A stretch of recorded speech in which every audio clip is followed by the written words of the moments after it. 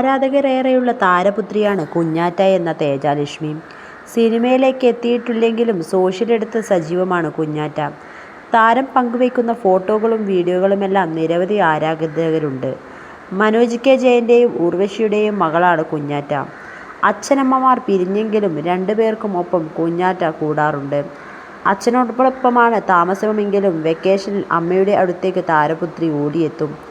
ഇപ്പോഴിതാ താരപുത്രിയുടെ പുതിയ വീഡിയോ ആണ് വൈറലാകുന്നത്. ഉർവശിയും പാർവതിയും തിരുവനന്തപുരത്തും പ്രധാന കഥാപാത്രമായി എത്തുന്ന ഉള്ളൊഴുക്ക് എന്ന പുതിയ സിനിമയുടെ ചിത്രത്തിൻ്റെ പ്രൊമോഷൻ കുഞ്ഞാറ്റ എത്തിയിരുന്നു. അതിനിടെ മാധ്യമങ്ങളോടും താരം സംസാരിച്ചു. സിനിമയാണ് തൻ്റെ ആഗ്രഹമെന്നും താരം പറയുന്നു.